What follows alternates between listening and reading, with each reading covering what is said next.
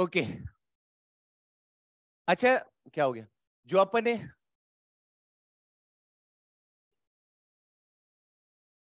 यहां इतना खाली नहीं है, तू लेट जा।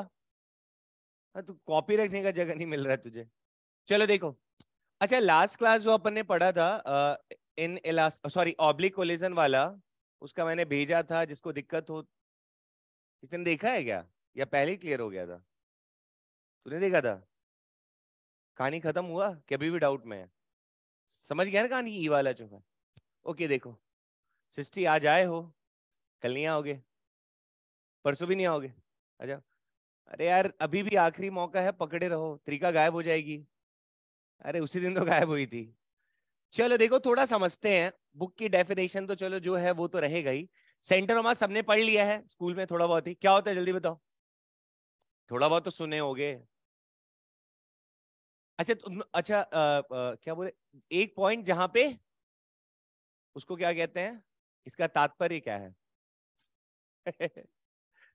हाँ कुछ तो है, वही पूछ रहा हूँ, कुछ तो क्या मतलब है?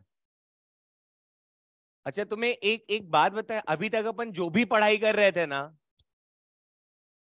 हाँ वो सारा का सारा क्या था, पॉइंट ऑब्जेक्ट पे ही पढ़ाई कर रहे थे। एक्चुअली हम अपनी सारी कैलकुलेशन, अरे एनएलएम पढ़ा, काइनेमेटिक्स पढ़ा, वर्क पढ़ा, वो सारी की सारी कैलकुलेशन किस पे चल रही थी, सेंटर ऑफ मास पे ही चल रही थी। सीन ऐसा है, थोड़ा समझो कि एक्चुअल में सेंटर ऑफ मास का कॉन्सेप्ट है क्या। जैसे अगर अपन कहते हैं, थोड़ा सोचना, जब अपन ग्रेविटेशन वगैरह कहते हैं तो सीधा कहते थे हाँ जी धरती मैया खींच रही है, चल रहा है तो रिलेटिव वेलोसिटी अपोज कर रहा है, फ्रिक्शन कह देते हैं, गोल घूम रहा है तो कोई नया फोर्स नहीं आता, अंदर लगने वाले फोर्स को सेंट्रीपिटल बोल देते हैं, ठीक है ना। सेंटर ऑफ मास कुछ ऐसा यूनिवर्सल बात नहीं है, ये हमने अपने जुगाड़ के लिए रख रखा है, ये हमने अपना जुगाड़ बनाया है। जैसे अगर मैं आपसे कहूं कि यार ये कुर्सी यहां पड़ी हुई है, ठीक है, और मेरे नीचे क्या दिख रही है, तू इधर पढ़ा रहा हूं या कहानी है क्या, मुंडी नीचे आंख ऊपर है, मैं तुमसे एक सवाल पूछता हूं और जवाब दे रहा, मैं ऐसा चाहता हूं कि ये कुर्सी आगे 2 मीटर पर सेकेंड स्क्वायर से एक्सेलरेट करे, ऐसा मैं चाहता हूं, बरोबर है क्या? और हमने आपसे कहा, जरा सुनना ना ध्यान से, थोड़ा फील लेने की कोशिश करना, तो आप अच्छे सवाल को बड़े आसानी से निपटाओगे। बाकी लास्ट में जुगाड़ चलेगा अपना, लेकिन पहले पढ़ लेते हैं।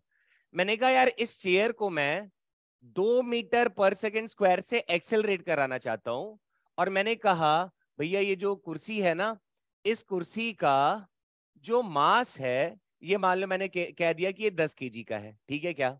तो अगर मैं आपसे कहूं कि 10 kg का कुर्सी पड़ा हुआ है और मैं इसको 2 से एक्सेलरेट कराना चाहता हूं, तो मुझे क्या करना पड़ेगा? फोर्स ही लगाना पड़ेगा। तो आपसे मैं पूछूं कि बताओ फोर्स कितना लगाना पड़ेगा, तो क्या बोलोगे? बहुत फीका रिस्पॉन्स आ रहा है, चैप्टर शुरू हो। हाँ, मास इंटू एक्सीलरेशन कितना आया? 20 आ गया। अब ऐसे सोच, ये कुर्सी पड़ी हुई है, तो क्या मैं इस पे 20 न्यूटन का फोर्स लगा दूंगा, तो क्या ये पूरा का पूरा कुर्सी 2 से एक्सलेट कर पाएगा? कैसे नहीं करेगा, खत्म हो तुम। भाई अगर ये, अगर मान लो फ्रिक्शनलेस सरफेस है, अगर मैं 20 न्यूटन का फोर्स लगाऊं और मास भाई साहब इसका 10 kg दिया हुआ, तो कितने से एक्सेलरेट करेगा? करना चाहिए ना 2 से। अब जरा समझो, ये जो चेयर है इसमें कितने मासेस हैं? अरे भरा पड़ा है ना यार, अरे इसको रिजिड बॉडी कहते हैं, रिजिड बॉडी, समझ नहीं, ये रिजिड नहीं, पुल पुल कर रहा है, मान लो लकड़ी वाला है, दादाजी वाला। तो अगर इस पे मान लो मैं यहां पे ऐसे पकड़ के इस तरफ, मतलब साइड में, और यहां पे पकड़ के मैं 20 न्यूटन का लगा दूंगा, तो तुम्हें लगता है ये 2 से एक्सलेट किया होगा? गधे अरे, अरे ये पड़ा हुआ है, हमने कहा चलो ये हमारी कुर्सी है, इमेजिन कर लो, हमने कहा यार अगर मैं इस पॉइंट पे, ये पूरा मास यूनिफॉर्मली मास डिस्ट्रीब्यूटेड है, इस वाले पॉइंट पे अगर मैं पकड़ के 20 न्यूटन का फोर्स लगाऊंगा, तो जिस मास पे मैंने, अरे ये छोटा सा जो टुकड़ा है ये तो आगे बढ़ेगा ना, और बाकी ये पीछे रह गया ना यार। तो क्या तुमने पूरी की पूरी चेयर को 2 से एक्सलेट करा पाए क्या? जहां पे तूने एफर्ट लगा केवल वही तो आगे गया। यार तू मान ले निपट चुका है, तुम्हें यही समझ में आता है, तुम्हारी लाते इधर, मुंडी इधर। यार ये बहुत गंदा हो जाएगा ना, ऐसे नहीं बोलना चाहिए ना, गलत बात है ना। चलो ठीक। तो अगर एक अच्छा तुमने कभी घर में धक्का उक्का लगाया है क्या? नहीं लगाए हो, अबे बक्सा उक्सा या कुछ धक्का लगाए हो? तो अगर एक भारी सा बक्सा, ये तुम पहली बार नहीं कर, तुम बचपन से करते आ रहे हो, और तुम्हें कहा जाए धक्का लगाने, डब्बा ऐसा बड़ा सा है, तुम एक कॉर्नर से अगर धक्का लगाओगे तो ये वाला पीछे रह जाता है, ये वाला आगे जाता है, ऐसा देखे हो क्या? फिर अगर तुम्हारे पास थोड़ा सा कॉमन सेंस होगा तो तुम थोड़ा बगल से धक्का लगाना शुरू करोगे, देखो क्या? तो हम अपने आप को ऐसे एडजस्ट करते हैं कि उस बड़े से डब्बे में ऐसे जगह मेरा हाथ लगे कि पूरा डब्बा एक साथ चले। ऐसा होता है क्या? नहीं, ध्यान दियो। एक ऐसे डंडी सा पड़ा हुआ है, ठीक है क्या? मैं चाहता हूं कि सारा सफाई फई करे क्या? अच्छा करे। अच्छा एक बात बताओ, चलो वाइपर तो फिर भी चलो ठीक रहता है ना, अगर फ्लेक्सिबल टाइप का उसकी जो डंडी रहती है, अरे वाइपर वाला रे, डंडी या टेढ़ा में देता तो इधर लगाते, ये वाला टेढ़ा नहीं हो जाता? तो डंडी भी किधर लगा के दिया है? तो जिसने डंडी यहाँ पे लगाया तो उसको फिजिक्स थोड़ी आती, उसके पास कॉमन सेंस था कि भैया अगर यहां से लगाओगे तो सीधा जाएगा। दीदी को देख रहे हो, तो बड़ा वाला पोचा उचा लेके पकड़ के, तो बीच में ही डंडी क्यों रखते, साइड में रख देता, थोड़ा नया मॉडल बन जाता, क्यों? अरे कर सकते थे ना। तो कुछ इमेजिन करने लग पड़ी क्या जेवियर में? पढ़ो। चलो ठीक है, अब सुनो, अब सुनो। तो एक रिजिड, एक पूरा का पूरा रिजिड ऑब्जेक्ट पे अपन शुरू से यही काम करते आए हैं कि सर ऐसे पॉइंट पे आप एफर्ट लगाओ कि सारा का सारा सिस्टम एक साथ चले। अब जरा सुनना, सर सेंटर ऑफ मास क्या होता है? तो ये हाइपोथेटिकली कॉन्सेप्ट है, लेकिन इसी से अपन अपना रोजमर्रा का दिनचर्या जो भी वो चला रहे हैं। यार मान लो मेरे को किसी को घसीट के ही ले जाना हो, है ना, बेचारे को मुंडी की तरफ से अगर पकड़ के खींचूंगा तो पैर पीछे रह जाएगा, पैर से खींचूंगा तो मुंडी रह जाएगा, तो मैं क्या करूंगा? एक रस्सी लिया, उसके पेट के पास से बांधा, फिर लेके चल ले, क्या समझ रहे हो? तो उसका मुंडी भी साथ साथ घिसता आएगा, और है कि नहीं लॉजिक? तो सर सेंटर ऑफ मास क्या होता है, ध्यान से सुनना।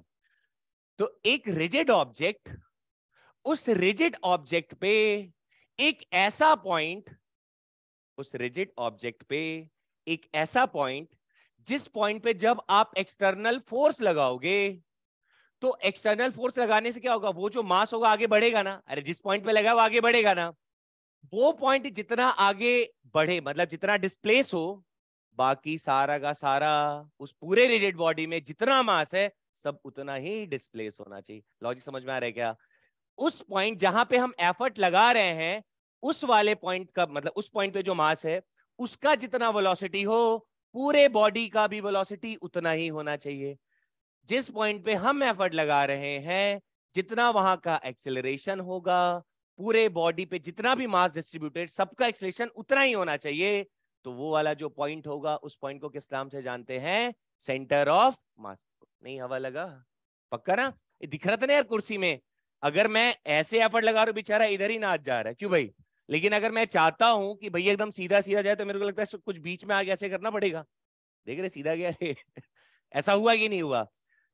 समझ गए क्या? तो एक्सटर्नल फोर्स लगाया, बढ़िया, तो क्या होगा सेंटर ऑफ मास? अब बताओ। अब जैसे सोचो, मान लो मजदूर उजदूर देखे हो, नहीं देखे हो? या इमेजिन कर लो अपने आप को ही, अरे वो ढोने उड़ने वाला सब नहीं होता यार, अरे ऐसे करके फट्टा टाइप से रखता है आगे, दो ऐसे देखे हो ना यार? चलो, तो वो भी कैसे एडजस्ट कर, उसको ऐसे पकड़ना नहीं पड़ता है, वो लोग प्रो रहता है, मस्त यहाँ पे रखता है ऐसे, अरे भाई से रखता है ना यार, और उसको ऐसे एडजस्ट करके ऐसे जोड़ देता है, मस्त बतियाई थे, एक हाथ से ऐसे भी पकड़ लेता है, और डंडा पे लटका रहेगा तो ऐसे करके लेके भी चलते रहते, ध्यान दिए हो गया? तो वो भी किस तरीके से एडजस्ट करता है? सेंटर ऑफ मास पे। क्लियर हो गया क्या? ओके। तो जरा किताबी भाषा में जो लिखा पहले उसको लिख देता हूं मैं थोड़ा सा। तो सेंटर ऑफ मास बच्चा किसको बोला? Where all the masses are assumed to be concentrated। Clear है? हम ऐसा मानते हैं कि पूरे बॉडी का, क्या ये पॉइंट मतलब सच में एग्जिस्ट करता है ना भाई?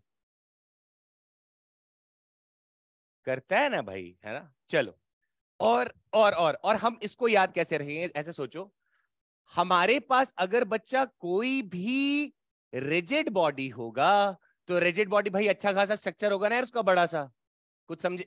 यार कितना फीका रिस्पॉन्स दे रहे हो यार।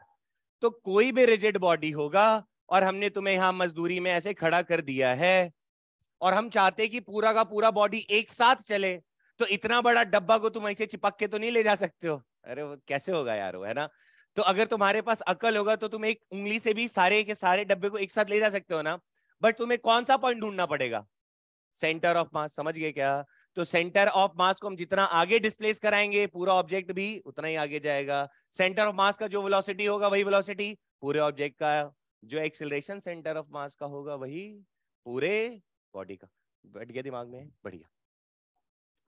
तो ऐसा मैं कह सकता हूं क्या कि सर सेंटर ऑफ मास वो वाला पॉइंट होगा जिसपे आप एक्सटर्नल फोर्स लगाओगे, आपके एक्सटर्नल फोर्स लगाने से सेंटर ऑफ मास जितना डिस्प्लेस होगा या फिर जितनी उसकी वेलोसिटी होगी या फिर जितना उसका एक्सीलरेशन होगा वही पूरे के पूरे सिस्टम का भी होगा। सिस्टम समझ गए क्या? अरे पूरे बॉडी का। तो वही क्या कहलाता है हमारा सेंटर। इमेजिन करने की जरूरत, सब समझ गया है ना?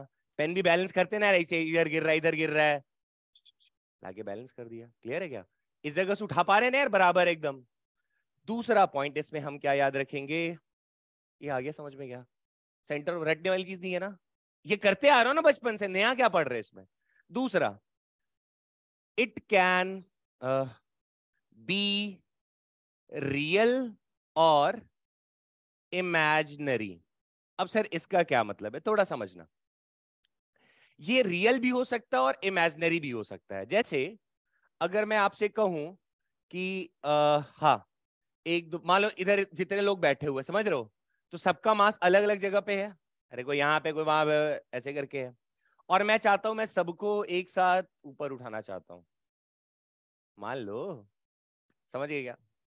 फिर से, सबको मैं एक साथ ऊपर उठाना चाहता हूं और वो भी एक उंगली पे। समझ गए ऐसे करके? तो अब इसका मास यहाँ पर है, इसका यहाँ पर, इसका यहाँ पे, इसका अब किस, ऐसा तो नहीं केवल मेधावी को ऐसे कर दिया तो सारे उठ जाएंगे। बोले सर ऐसे कैसे पॉसिबल, जरा सोच लो। तो ये मान लो मैंने सब में एक एक डंडा टाइप से ऐसे करके बांध, एक फ्रेम टाइप का बना, फ्रेम समझते हो क्या? अरे ऐसे गोला बना के यहाँ फंसा दिया लोहे का उसमें, और मान लो ऐसे गोला गोला वाला मैं सबको ऐसे बिठा दिया। अब फ्रेम को मैं मान लो मेधावी के पास से ऐसे उठाऊंगा तो क्या लगता है सारे लोग उठ जाएंगे क्या? तो पक्का एक कोई तो ऐसा पॉइंट होगा ना जहां पे मैं एक उंगली से उठा सकता हूँ इन सबको। तो वहां पे मुझे जो फोर्स फील हो रहा होगा मैक्सिमम भी हो रहा होगा ना। कुछ समझ पा रहे हो क्या? चलो, तो क्या वो जो पॉइंट था वो क्या इन मासेस के ऊपर आ रहा था कि कहीं भी हो सकता था? अच्छा छोड़ो, चूड़ी उड़ी है क्या? किसी के पास चूड़ी उड़ी है? ठीक बे। अच्छा कड़ा बोलते हैं उसको, निकल जाएगा। ठीक ना, हाँ। ठीक, मैं कैश ठीक ठाक कर लेता हूँ। हाँ एक ही दो ना। देखा, नीचे वाला बॉल भी पकड़ा जाता है। ऐसे ऐसे सोचो यार, जैसे अगर रिमोट पड़ा हुआ है ना, अभी ऐसे पड़ा हुआ, मैं इसको अगर एफर्ट लगाऊं, ऐसे जगह पे एक्सटर्नल फोर्स लगाऊं, ऐसे एक पॉइंट पे कि जितने से ये वो ये वाला पॉइंट, मतलब वो पॉइंट जहां पे जो, सॉरी क्या बोलना चाह रहा था, हाँ सॉरी, इस पूरे ऑब्जेक्ट में एक ऐसा पॉइंट जरूर होगा कि आप सर अगर उस पे एक्सटर्नल फोर्स लगाओगे तो वहां का जितना मास डिस्प्लेस होगा उतना ही पूरे के पूरे रिमोट का मास भी डिस्प्लेस होगा। जो वहां का वेलोसिटी होगा पूरे बॉडी का होगा, जो वहां का एक्सेलरेशन होगा वही पूरे बॉडी का होगा। तो वो जो पॉइंट आ रहा है वो इस मास के ऊपर ही कहीं आएगा ना। देखो जहां से बैलेंस कर पा रहे हैं यार, कहीं, है ना, मतलब कहीं तो होगा। लेकिन लेकिन अगर इसके बारे में चर्चा करें, ऐसा मैं चाहता हूं कि ये आगे जाए, सबका सब एक साथ जाए। तो अगर मैं इधर की तरफ एफर्ट लगाऊंगा तो देखो तो यार ये वाला आगे जा रहा है, ये वाला तो पीछे जा रहा है। इधर करो तो ये आगे जा रहा है, ये पीछे जा रहा है, साथ में तो नहीं जा रहे हैं ना। तो अगर मान लो मैं यहाँ पर ऐसे करके एक रिबन लगा दूं, एक रिबन ऐसे लगा दूं, और रिबन के सेंटर पे ऐसे करके करूँ तो क्या क्या अभी जो पॉइंट आ रखा है क्या वो इसी बॉडी के ऊपर कहीं आया है क्या? समझ गए क्या?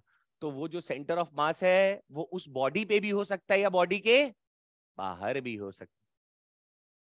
अरे देखो ना, यहाँ पे अगर कुछ रहता तो ऐसे जा सकता था ना यार। ऐसे कुछ लगा दो, एक धागा ही बांधो ना, तो एक ऐसे एक तो ऐसे। तो धागा तो कोई मास होता नहीं है, मासलेस समझ लो। तो थोड़ा सा अपन यहाँ से सेंटर से ऐसे एफर्ट लगाएंगे तो सारा एक साथ ऐसे जा सकता है बढ़िया से। क्लियर है? चलो, तो इट कैन बी रियल और इट कैन बी इमेजिनरी। दो बातें बैठ गई दिमाग में, बढ़िया, आगे बढ़ सकते हैं।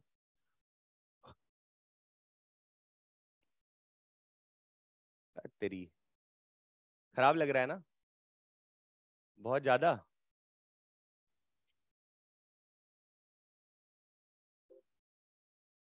चलो अब थोड़ा ना ध्यान से सुनना चीजों को ना। मैं कोशिश करूंगा कि आपको याद ना करना पड़े, पर उसके लिए आपको बढ़िया एफर्ट देना पड़ेगा, नहीं तो फिर झिलाते रहना, हमारी कोई गलती नहीं।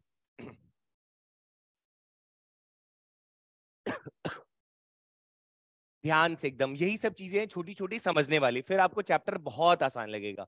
हाँ, मैं आप लोग को सारे डेरिवेशंस नहीं कराऊंगा, एग्जाम में नहीं आते हैं, बट उनके रिजल्ट्स अपन याद रखेंगे, पर मैं फिर भी जितना हो सकता उतना कराऊंगा, बाद में बोलूंगा रिजल्ट याद कर लो, ठीक है। अरे बहुत सारे हैं रे, तो ठीक है देख लेते हैं, जैसा बना वैसा कर लेंगे। जरा सुनना बच्चों, मैं यहां पे एक लाइन लिख रहा हूं, पोजीशन ऑफ सेंटर ऑफ मास। अच्छा, पोजीशन का क्या मतलब होता है? जगह? क्या जगह? अच्छा, पोजीशन शब्द पहली बार कहां सुने रहे? अरे गजब। और क्या बताता था वहां पे वो? अरे वही बताता ना ओरिजिन से कहां बैठा हुआ है। ये लॉजिक समझ में आ रहा है क्या? पक्का ना? वही पोजीशन यहाँ पे भी है, ध्यान सुनना। अब अगर मैं कहूं सेंटर ऑफ मास बताओ, और मैं कहूं पोजीशन ऑफ सेंटर ऑफ मास बताओ, तो दोनों में डिफरेंस है, दोनों बातों में नहीं है, एक ही बात है। अच्छा एक ही बात है, अलग अलग बात है? अच्छा एक बात बताओ, मैं 10 kg का, तुम 10 kg की, यहाँ पे एक रॉड ऐसे करके, ठीक है, तू भी 10 मैं भी 10, तो हम बोले कि हम दोनों का सेंटर ऑफ मास कौन सा ऐसा पॉइंट होगा जहां पे एफर्ट लगे तो दोनों एक साथ ऊपर जाएं, तो सेंटर ऑफ मास होगा। बरोबर है क्या? तो कॉमन सेंस से समझ में आता है सर, अगर आपका भी 10 है मेरा भी 10 है, तो वो पॉइंट, अगर ये मान लो 10 मीटर का अगर ये एक रॉड है, तो सेंटर ऑफ मास बीचों बीच कहीं पाया जाएगा। कॉमन सेंस से बोलो भाई। अब ऐसो जैसे मैं इधर एक तरफ, और मान लो ये सौम्या को उठा लेते हैं, तो मान लो ये भी बेचारी 20 kg की, मैं भी 20 kg का, हमारे बीच में जो दूरी है, एक रॉड है कनेक्टेड, और इस रॉड की लेंथ है 10 मीटर, तो इस 5 मीटर वाले पॉइंट, दोनों तरफ मास सेम है, तो कॉमन सेंस से समझ में आ रहा है सर, बैलेंसिंग यहीं से होगा। यहां पे आप एफर्ट लगाओगे तो दोनों एक साथ जाएंगे, तो वही पॉइंट क्या कहलाता है? सेंटर ऑफ मास कहलाता है। तो अभी मैं आपसे पूछूं कि बेटा ये जो दूरी है, ये 10 था, तो सेंटर ऑफ मास कहां पे है? तो सर 5 पे है। लेकिन अगर आपसे ये पूछा जाए कि सेंटर ऑफ मास का पोजीशन क्या है, तो फिजिक्स में पोजीशन का मतलब ही क्या था? सर कार्टेशियन सिस्टम बना लो। नहीं समझे रे?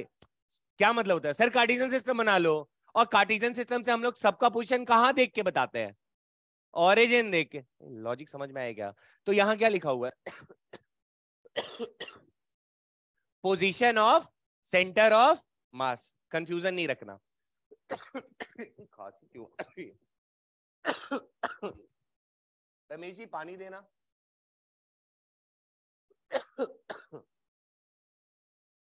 कोई गरियार है क्या मेरे को? चलो देखो, पोजीशन ऑफ सेंटर ऑफ मास, सुनो, देखना ध्यान से। हमारे पास बच्चों एक फॉर्मूला है पोजीशन ऑफ सेंटर ऑफ मास निकालने का। उससे पहले मैं आपको एक छोटा सा टर्म बताता हूं, आप उसको एज इट इज याद रखो। That is mass movement. ठीक है सर, ये मास मूवमेंट क्या होता है? सिंपल सा है, ये जब टॉर्क पढ़ाएंगे ना रोटेशन में, तो फोर्स, मूवमेंट ऑफ फोर्स करके पढ़ाऊंगा, वहां ज्यादा फील आएगा। फिलहाल आप मास मूवमेंट एक छोटा सा टर्म उसको दिमाग में रखो। क्या है सर? जैसे बचवा मैंने एक कार्टेशियन सिस्टम बनाया, दिस इज योर वाई, और ये अपन का एक्स, और मान लो रैंडम मैंने कहा किसी पॉइंट ए पे कोई एम मास बैठा हुआ है, तो इसकी पोजीशन कैसे बताओगे? बोलो। ओरिजिन से एक लाइन खींच दीजिए। अरे पढ़े ना यार ये चीज, ओरिजिन से एक लाइन खींच दो, इसको बोल दूं R1। ठीक है, तो mass movement is equal to हो जाएगा बच्चा इसका मास, और मल्टीप्लाई कर दो इसके पोजीशन वेक्टर से। समझ गए क्या? m इंटू मैग्नीट्यूड कितना होगा इसका, तो बोलोगे सर m इंटू आर। अरे जो भी रहेगा mr कर दो। अच्छा यूनिट क्या होगा, तो बोलोगे सर ये केजी, और आर के लिए क्या हो जाएगा बच्चा? मीटर। समझ गए? तो मास मूवमेंट कोई नई चीज नहीं है, इसको मैं टॉर्क वाले में आपको अच्छे से समझा पाऊंगा। फिलहाल आप रखो, मास को किससे मल्टीप्लाई कर रहे हैं? डिस्टेंस से। और डिस्टेंस कहां से देखा जा रहा है? ओरिजिन से। समझ गए क्या? यही है मास मूवमेंट। तो पोजीशन ऑफ सेंटर ऑफ मास का क्या मतलब है, जरा देखो। हमारे पास एक छोटा सा फॉर्मूला है, ध्यान से देखना, एक ही फॉर्मूला है, पर आप पकड़ना कि चल क्या रहा है, थोड़ा समझो। मैंने कहा ये फॉर्मूला है पोजीशन ऑफ सेंटर ऑफ मास का, फिर से पोजीशन ऑफ सेंटर ऑफ मास का है, सेंटर ऑफ मास का फॉर्मूला ये नहीं है। ये फॉर्मूला हमें क्या बताएगा, किसका, जो भी सिस्टम रखा हुआ रहेगा। अरे जैसे तुम ही लोग इतने सारे बैठे हुए हो, बड़ी, अरे तो सबका, किसी का R1 होगा, किसी का R2, किसी का R3, किसी, सब अलग अलग पोजीशन पे हो ना। तो ओरिजिन को रेफरेंस मान के, फिर से ये फॉर्मूला हम कहां से बना रहे हैं, ओरिजिन से। तो ध्यान रखना इस बात का, ध्यान से सुनो। मैंने कहा बच्चा, मान लो कोई मास m1 है, कोई मास m2 है, कोई m3 है, ब्ला ब्ला करके n नंबर्स ऑफ पार्टिकल्स हो सकते हैं। अरे क्यों नहीं हो सकते यार, हो सकते हैं, जितने तुम ही क्लास में जिन लो, 1 2 3 4 ऐसे करके निपटा लो। मैंने कहा यार इसकी जो पोजीशन है, ये है R1, ये है R2, ये है R3, और ये मान लो हो गया बच्चा Rn। इधर भी होता तो R5 या फिर करते जाते, ठीक है। कैसे ये फॉर्मूला आ रहा है उस पर हमें कोई रिसर्च नहीं करना है, थोड़ा और आगे जब कहानी बढ़ेगी तो आपको समझ में आ जाएगा, थोड़ा सब्र करना। तो पोजीशन ऑफ सेंटर ऑफ मास जरा देखना बच्चा, कैसे निकालते हैं हम लोग। मान लो बच्चा यहां पे क्या कोई कोऑर्डिनेट होगा m1 का, अगर x एक्सिस है y एक्सिस है तो बरोबर है। तो तुम बोलोगे सर यहाँ कुछ x1 y1 हो सकता है, यहाँ x2 y2, यहाँ x3 y3, यहाँ x4 y4, xn yn, ऐसा हो सकता है। और इन सब मासेस का सेंटर ऑफ मास कहीं तो होगा ना। तुम लोग इतने सारे बैठे हुए हो, सबको मैं रॉड से ऐसे कनेक्ट कर दूं तो कोई तो ऐसा पॉइंट होगा, कोई तो ऐसा पॉइंट होगा जिसको हम सेंटर ऑफ मास बोल सकते हैं। और क्यों बोल पा रहे हो, सबको फीलिंग आ गया है, सर वहां पे आप एफर्ट लगाओगे तो वो पॉइंट जितना डिस्प्लेस होगा तुम सारे भी उतना ही ऊपर जाओगे। वो पॉइंट जितने से, ये बात मैं बार बार रिपीट कर रहा हूं, आगे इनका यूज करूंगा तो हम मेरा मुंह ना मत ताकना, इसीलिए बार बार रिपीट कर रहा हूं। जितना वो पॉइंट ऊपर जाएगा सारे, समझ गए ना, सारे उतनी ही रफ्तार, सारे, इसीलिए तो सेंटर ऑफ मास है।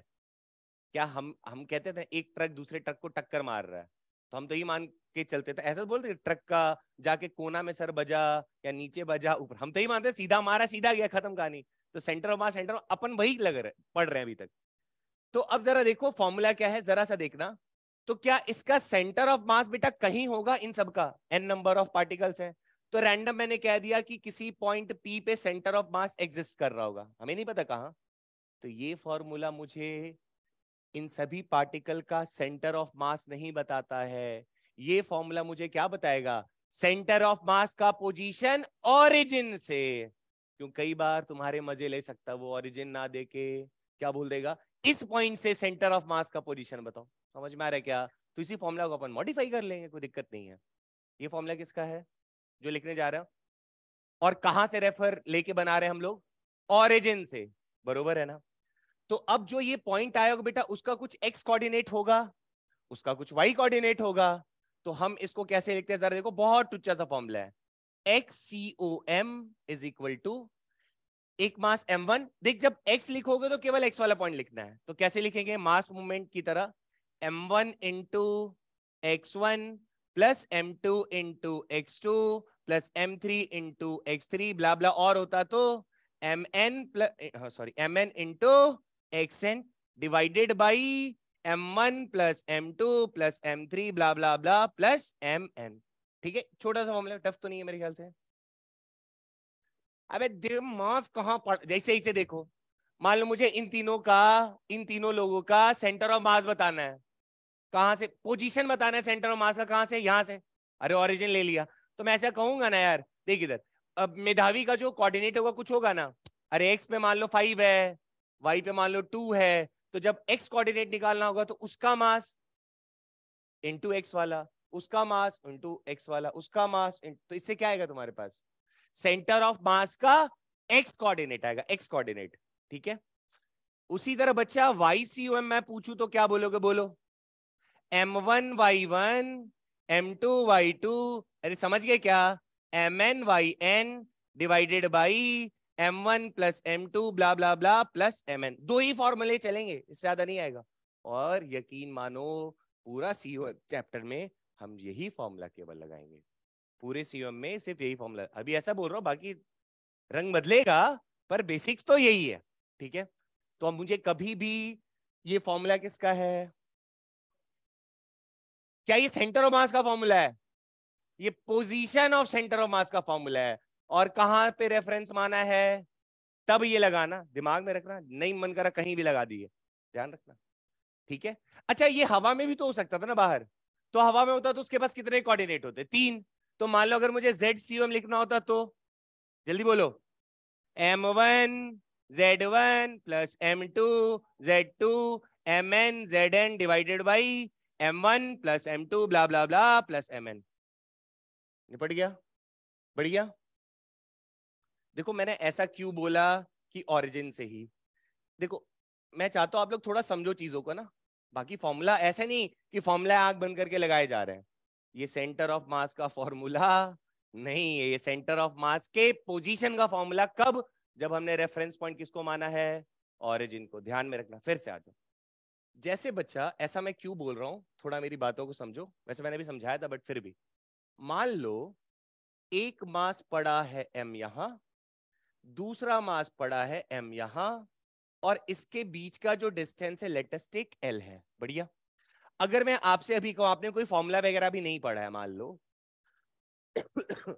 तो मैं आपसे कहूं कि बेटा इसका सेंटर देखो, मास अगर सेम है तो ऑब्वियस है कि इनके बीच में ही कहीं सेंटर ऑफ मास आएगा, कहीं बीच में, बीचों बीच ही आएगा ना यार, दोनों तरह बराबर है। तो तुमने कहा कि सर L/2 लेंथ पे सेंटर ऑफ मास आएगा, ठीक है क्या? ये सेंटर ऑफ मास है, अगर L लेंथ है, दोनों तरफ मास अगर सेम लटका हुआ है तो सेंटर ऑफ मास L/2 पे आएगा, ये तो तय है।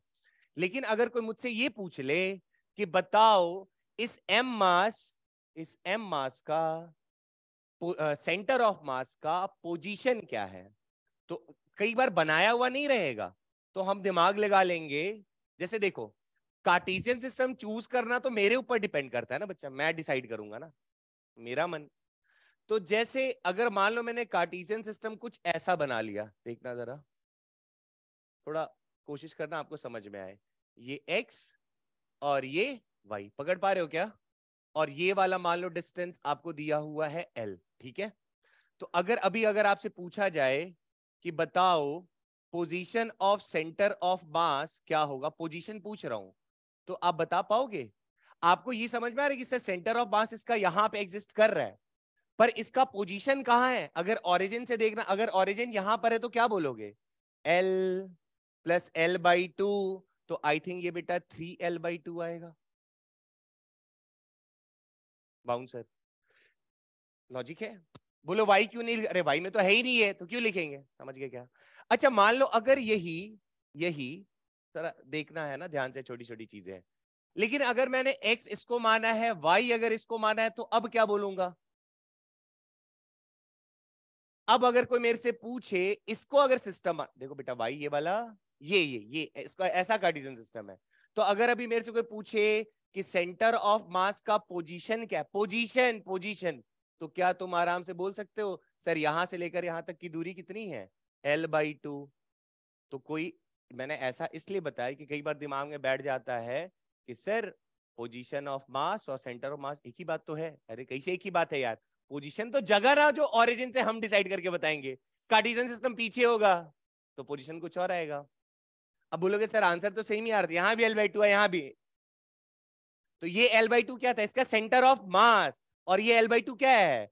Position of centre. तो देखो position of centre of mass change हुआ है कि नहीं हुआ है? कार्टेशियन सिस्टम आगे पीछे कर दिए तो। क्लियर है? ओके। एक छोटा सा क्वेश्चन करते हैं। अब आगे ये समझ में, अच्छा सॉरी, बढ़िया, ठीक है ना यार, अभी तो कराया। चलो एक छोटा सा क्वेश्चन, और दिमाग में कैसे रखना है जरा देखना। अच्छा रुको, हाँ जी बच्चा, थोड़ी बातें और। कभी भी आपको पोजीशन ऑफ सेंटर ऑफ मास निकालना है तो आपके पास देखो तो फॉर्मूला क्या है, मासेस पता होना चाहिए और वो मास किस पोजीशन पर है ये पता होना चाहिए, तभी तो निकाल पाओगे। अगर मुझे x1 x2 ये पता ही नहीं हो तो मैं कैसे निकालूंगा। तो कभी भी मुझे अगर पोजीशन ऑफ सेंटर ऑफ मास निकालना है तो दिमाग में घंटी क्या पता चलना चाहिए, सर कितने मासेस है वो देख लो, और हर मास कौन कौन से पोजीशन पे वो देख लो। नहीं समझे? अरे भाई x1 x2 x3 पता होना चाहिए ना, y1 ये पता रहेगा तब तो निकालेंगे। चलो, तो हमेशा ध्यान में रखना है कि सर हर मासेस का पोजीशन चेक कर लो पहले, उसके बाद फॉर्मूला लगा दो। तो जैसे बच्चा एक छोटा सा सवाल है हमारे पास, ये क्वेश्चन देखो, फिर थोड़ा और बातें आगे ले चलेंगे। पढ़ पा रहे हो क्या? पढ़ो, क्या है?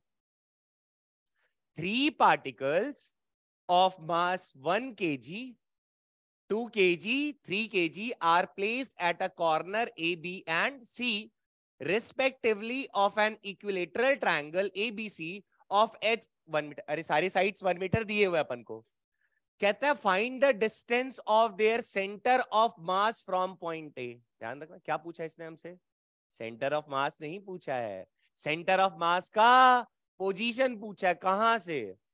ए से। ठीक है, तो सबसे पहले तो हम क्या करेंगे, बढ़िया फर्स्ट क्लास, पहले आप क्या निकाल लो। अच्छा एक बात बताओ, हम तुमसे कहें कि एक हवा में एक पॉइंट है 3,4 पे, ऑरिजिन से बताओ कितना दूर है? पागल हो गए रे, √3²। एक कार्टेशियन सिस्टम में हवा में एक पॉइंट है जिसका कोऑर्डिनेट 5,6 है, तो वेक्टर फॉर्म में लिखते तो क्या लिखते हैं? 5i cap plus 6j cap, और मैग्नीट्यूड मतलब क्या होता है, यहां से लेकर यहां तक की दूरी, तो √5 का स्क्वायर प्लस 6 का। आता है नहीं सारी बातें, नहीं कुछ पढ़ रहे तो इधर आ जाओ। तो अगर बच्चा मेरे पास देखो इधर ध्यान से, अगर मैं यहां पे ये निकाल लूं कि XCOM और YCOM कितना है, तो क्या मुझे सेंटर ऑफ मास का x और y कोऑर्डिनेट पता चल जाएगा?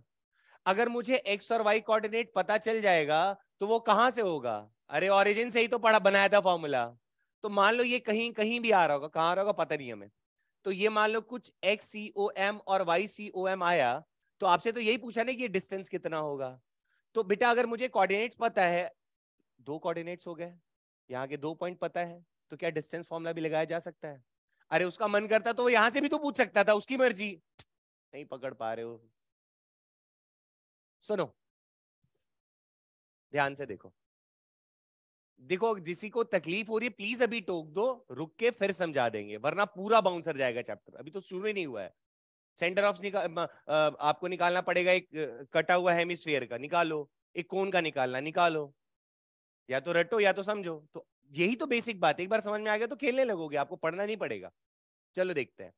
तो मैंने कहा कि बच्चे एक काम करो, इन तीनों मासेस का कहीं पे तो सेंटर ऑफ मास होगा। अगर उस सेंटर ऑफ मास का मुझे कोऑर्डिनेट पता चल जाए, कोऑर्डिनेट समझ में आता है क्या? अरे ये पता चलेगा ना यहां से किस किस वाले पॉइंट पे है। अब जब मुझे वहां का कोऑर्डिनेट पता चल जाए और कोई मुझे वहां से दूरी पूछे, तो अगर मुझे वहां का कोऑर्डिनेट पता है, यहाँ का कोऑर्डिनेट पता है, तो क्या मैं डिस्टेंस फॉर्मूला लगा सकता हूँ? डिस्टेंस फॉर्मूला क्या था? √(x2 - x1) का whole square plus y2 - 2 point हो, बढ़िया। तो उसकी मर्जी कहीं से पूछे, क्या ही फर्क पड़ता है। तो एक काम करते हैं, सबसे पहले हम लोग पोजीशन ऑफ सेंटर ऑफ मास का जो फॉर्मूला पढ़े हैं उसको लगाते हैं। तो जरा देखो, उसको लगाने का स्टेप क्या है कि सर हर एक मास का कोऑर्डिनेट पता होना चाहिए, हर एक मास का कोऑर्डिनेट पता होना चाहिए। तो m1 मास 1 kg का इसका कोऑर्डिनेट तो पता है, ये जो m2 मास, ये जो 3 kg का है, इसका देखो यहां से लेकर यहां तक 1 मीटर का डिस्टेंस है, तो ये कोऑर्डिनेट क्या होगा? 1। अरे x पे 1 और y पे बोलो, पक्का? b का दिया है क्या? तो निकाल लेंगे। ये इक्विलेटरल ट्रायंगल बोला था और 60 डिग्री भी बना दिया है, तो क्या मैं ऐसे करके ड्रॉ कर दूं तो तुम्हें राइट एंगल ट्रायंगल दिखाई दे रहा है? अब तुम लोग प्रोफेशनल हो चुके हो तो क्या सीधा कह सकते हो कि ये 60 है, तो ये क्या हो जाएगा? 1 sin 60। नहीं समझ में आया? पागल हो गए? सामने वाले को h sin थीटा लिखते हैं, नीचे वाले को h cos थीटा लिखते हैं। तो और ये कितना हो जाएगा बच्चा? ये बेस, तो हाइपोटेन्यूज कितना? 1 cos 30। अब पूरा लिखोगे क्या? साइन थीटा इक्वल टू, थोड़ा प्रोफेशनल बनो। एंगल दिखा तो सामने वाला क्या कहलाता है? h का साइन थीटा, नीचे वाला क्या कहलाता है? h का cos। h दिख रहा है 1, तो आदत डालो भाई। तो बोलो जरा, तो 1 sin 60 बेटा कितना होता है? √3/2, ये वाली चीज है ना। तो y कोऑर्डिनेट कितना हो गया? तो तुम कहोगे सर √3/2 आया क्या? समझ में? x कोऑर्डिनेट क्या ये वाला होगा, और इसको क्या बोलोगे तुम? 1 cos 30। cos 30 कितना होता है 1/2, तो x कोऑर्डिनेट इसका कितना हो जाएगा 1/, बहुत फीका रिस्पॉन्स, बहुत।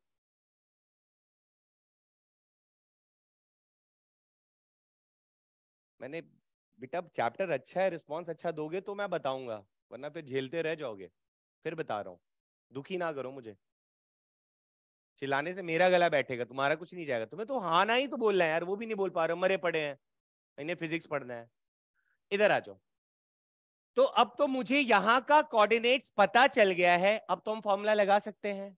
क्या है फॉर्मूला, जल्दी बोलो। तो 2D है ना बेटा, ये फोटो 2D है ना, तो एक x होगा और एक y होगा। तो x UM के लिए क्या करूं बोलो, m1 कितना, अरे 1 है, x कोऑर्डिनेट कितना, दूसरा बोलो, m2 ले लू 2, x कोऑर्डिनेट बोलो, दूसरा बोलो, और x कोऑर्डिनेट बोलो।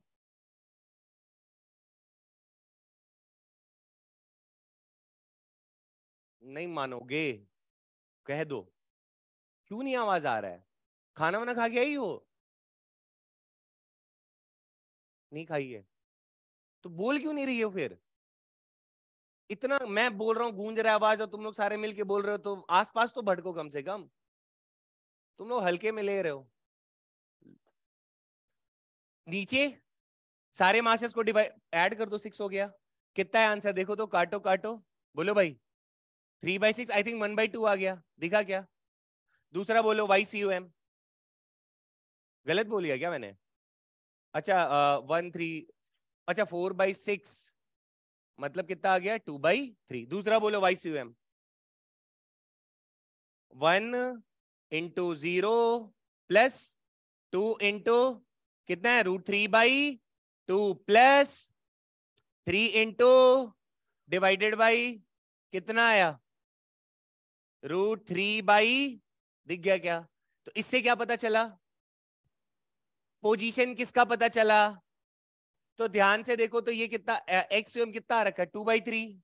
अरे जो भी आया होगा, एक सेकेंड, 2/3 किधर होएगा, √3/2, चलो मान लेते कोई भी रैंडम पॉइंट उठा लो। तो ये अगर मैं इसको कह रहा हूँ कि सर यहाँ पे अगर सेंटर ऑफ मास अगर लाई कर रहा है, तो इसका x कोऑर्डिनेट कितना आ गया बच्चा 2/3, और y कोऑर्डिनेट कितना आ गया √3/6। और मेरे से उन्होंने क्या पूछ रखा है, इस पॉइंट और इस पॉइंट के बीच का दूरी, क्या हम नहीं निकाल सकते हैं। अरे अगर मुझे दो यहाँ के भी कोऑर्डिनेट्स पता है, यहाँ के भी कोऑर्डिनेट्स पता है, तो डिस्टेंस फॉर्मूला वैलिड है। मान लो उसका मन करता बी से पूछ देता तो हमें टेंशन होता क्या, बी का कोऑर्डिनेट पता है, यहाँ कोऑर्डिनेट पता है, सी से पूछ दे तो कर लेंगे, क्या ही फर्क पड़ रहा है, थोड़ा आइडिया हुआ।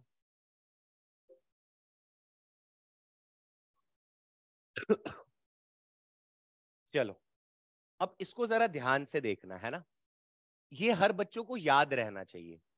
क्या लिखा है हेडिंग देखो, position of centre of mass of 2 particles, दो पार्टिकल की बातें होंगी भी, जरा देखना। पहले तुमसे थोड़ी मेहनत कराते हैं, बाद में तो एक ही स्टेप में निपटाएंगे इसको। देखो ये क्या लिख दिया यहाँ पे, तो तुम्हारे दिमाग में घंटी बज रही है, पक्का सर इस बार किससे बात कर रहे हो आप, ओरिजिन से, समझ गए ना। तो चलो एक काम करते हैं, मैंने कहा